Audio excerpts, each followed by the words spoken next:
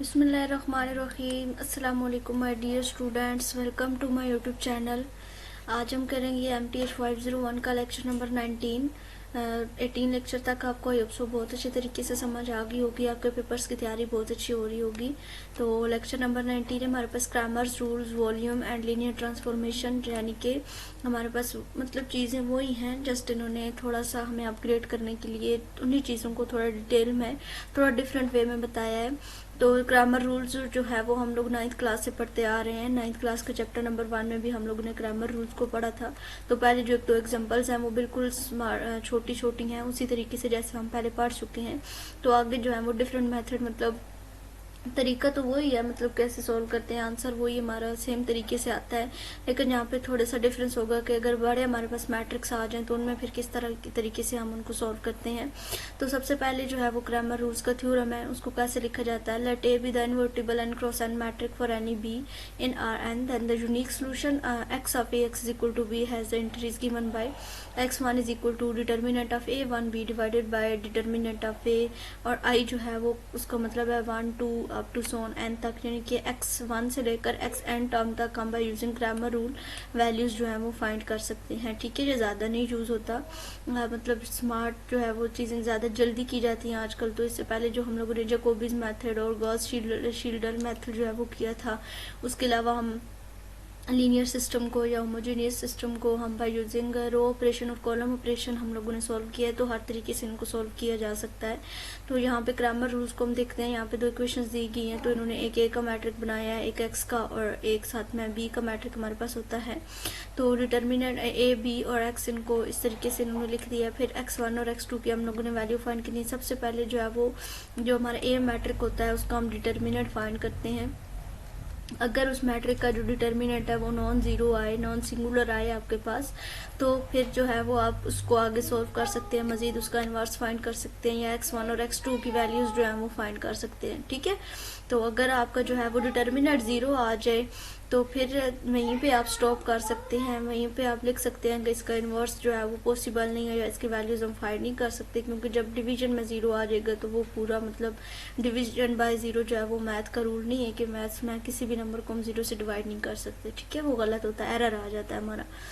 तो determinant of ए निकाला है, वो हमारे पास 2 निकला है। फिर a1b यानी कि a1b मतलब कि x1 की जब हम वैल्यू फाइंड करेंगे तो जो b वाला मैट्रिक है वो फर्स्ट में आएगा, 6 एंड 8 कॉलम मैट्रिक, एंड दूसरी वही रो रहेगी, जो वही कॉलम रहेगा ए मैट्रिक का। देन a2b जब होगा तो b वाली जो हमारे पास कॉलम मैट्रिक है वो सेकंड में आ जाएगा, 6 और 8। ठीक है, इस तरीके से x1 की जब आप वैल्यू फाइंड करेंगे तो determinant of a1b divided by determinant of a, जो इससे पहले हम लोगों ने किया था, मतलब इससे पहले जो हम लोगों ने पढ़ा है उसमें ये था कि x1 is equal to determinant of x1 या x1 का determinant divided by determinant of a। ठीक है, सिर्फ हम ऐसे भी लिखते थे कि x1 का जो मैट्रिक हमने बनाया है उसका determinant divided by determinant of a। ठीक है, सिंपल जो है वो इस तरीके से हम इससे पहले वैल्यूज़ को फाइंड किया करते थे, जो हम लोगों ने पिछली क्लासेस में अपनी पिछली क्लासेस में पढ़ा है। उसको ये तरीका होता था लिखने का कि यानी कि हमने x1 की अगर वैल्यू फाइंड करनी है तो वो इस तरीके से हम फाइंड करते थे। ठीक है, तो यहाँ पे थोड़ा सा इन्होंने मॉडिफाई किया कि determinant of a1b divided by determinant of a। अगर आपको ये तरीका मतलब थोड़ा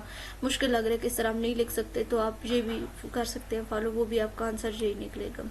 ठीक है, फिर जो ये मैट्रिक होता है a1b का, इसका अलग से डिटर्मिनेंट, a2b का अलग से डिटर्मिनेंट, दोनों का डिटर्मिनेंट लेने के बाद जो ए मैट्रिक का डिटर्मिनेंट आया था उसके ऊपर डिवाइड करेंगे तो आपके पास ये सॉल्यूशंस आ जाएंगे। ठीक है, इस तरीके से आपको एक अननोन आपको दिया जा सकता है, उसकी अगर आपने वैल्यू फाइंड करनी हो तो फिर कैसे करेंगे, पहले आप ए का डिटर्मिनेंट लें, वहाँ से आपके पास एस की जो है वो वैल्यू आ जाएगी। ठीक है, not is equal to zero यहाँ पे इसका होता है साइन। ठीक है, तभी यूनिक होगा जब इसका determinant not is equal to zero आएगा। तो इसी तरीके से फिर x1 की वैल्यू फाइंड की है, x2 की वैल्यू फाइंड की है।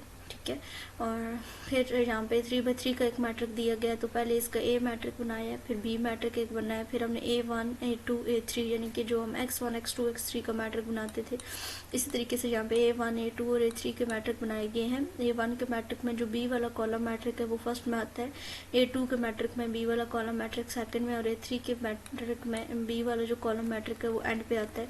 तो इस तरीके से तीनों मैट्रिक बना लिए। फिर इन चारों के जब चार हो गए, एक ए मैट्रिक है, एक a1 का मैट्रिक मैट्रिक है, एक A2 का मैट्रिक है और एक A3 का मैट्रिक है। इन चारों के अलग अलग अभी हम डिटर्मिनेंट्स लेंगे।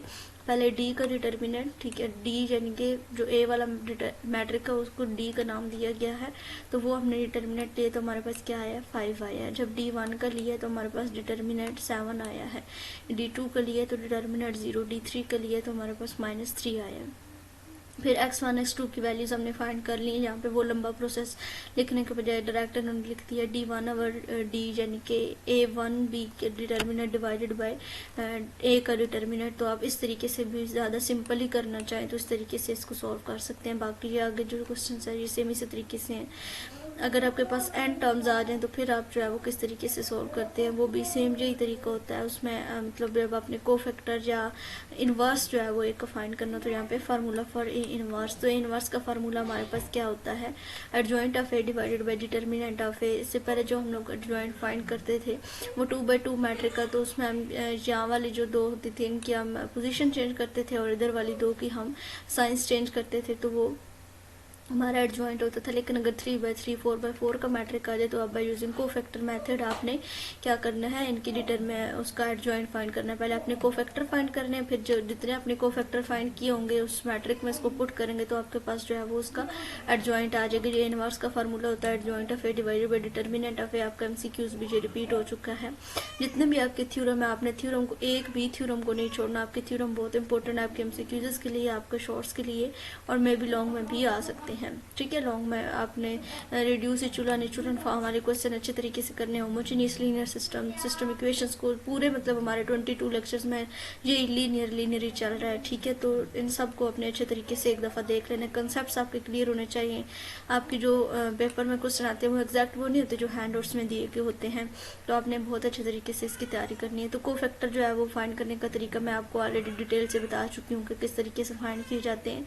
तो उस तरीके से आप कोफैक्टर फाइंड करेंगे, फिर आपका एक मैट्रिक बन जाएगा, तो उस मैट्रिक में आप पुट कर देंगे तो आपकी ये एडजॉइंट आ जाएगा। ठीक है, फिर उस फार्मूले में आप A inverse is equal to adjoint of A divided by determinant of A इसको फाइंड करेंगे। फिर यहाँ पे आप एरिया और वॉल्यूम भी फाइंड कर सकते हैं। तो एरिया और वॉल्यूम फाइंड करने के लिए आप क्या करेंगे, पैरेललोग्राम और पाइप का उसमें आपको पॉइंट्स दिए जाएंगे। उन पॉइंट्स को आपने पहले लाइट कर लेने के, वो ABCD 4 पॉइंट है। ठीक है, 4 से ज़्यादा भी हो सकते हैं। फिर आप वहाँ पे मैट्रिक बनाएंगे, पहले 2 को मल्टीप्लाई करके ABBCCD और DA, मतलब जितनी आप इंटरीज बनाना चाहें उतनी। यहाँ पे इन्होंने जस्ट 2 जो है वो बनाई है, AB और AC को मल्टीप्लाई किया है, तो उनको मल्टीप्लाई करने से यहाँ पे 2 इनके कॉलम मैट्रिक्स आए। उन कॉलम मैट्रिक्स को एक साथ लिखे, डिटर्मिनेंट लिए तो 28 है। इसके अलावा अगर आप ज़्यादा इसको आगे करना चाहिए, आपके पास टाइम है, जब आपका लॉन्ग क्वेश्चन आ जाता है तो फिर आपने यहाँ पे 4 एंट्रीज बनानी होगी। AB बनाई है, फिर AC और फिर AD। आपकी 4 एंट्रीज 3 एंट्रीज आ गई। फिर आप B और C को बना सकते हैं, फिर आप A और D की AD की हो गई, फिर C और D की बना सकते हैं। इस तरीके से अगर आपका लॉन्ग क्वेश्चन आ जाए तो आप इसको मजीद आगे सोल्व कर सकते हैं। फिर जब एक मैट्रिक बन जाएगा तो उसका डिटर्मिनेंट भी आपके पास यहाँ पे 28 ही आएगा। ठीक है, उसके बाद आपके पास यहाँ पे लीनियर ट्रांसफॉर्मेशन है। लीनियर ट्रांसफॉर्मेशन में क्या होता है कि अगर आपके पास R2/R2 यानी कि 2 डायमेंशन में आपके पास एक लीनियर ट्रांसफॉर्मेशन दी गई है, इसमें आपने क्या करना होगा, एरिया फाइंड करना होगा पैरेललोग्राम का। ठीक है, अगर 3/3 किया तो वहाँ पे आपका जो है वो वॉल्यूम आएगा और फार्मूले उसके डिटर्मिनेंट के साथ आपका वॉल्यूम मल्टीप्लाई होगा। और अगर 2/2 का मैट्रिक है तो देन आपके उसके साथ एरिया मल्टीप्लाई होगा। ठीक है, बस ये था हमारा आज का लेक्चर। आई होप सो आपको इस लेक्चर की समझ आ गई होगी। फिर भी कोई कन्फ्यूजन हो, कोई एग्जांपल समझ ना आई हो या कोई डेफिनेशन ना समझ आई हो तो आप जो है वो व्हाट्सएप ग्रुप ज्वाइन कर सकते हैं। आप कमेंट बॉक्स में पूछ सकते हैं। अगर मेरी कोई मिस्टेक हो तो आप मेरी मिस्टेक को हाईलाइट कर सकते हैं। मिलते हैं अपनी अगली वीडियो में। Best of luck for your mid terms.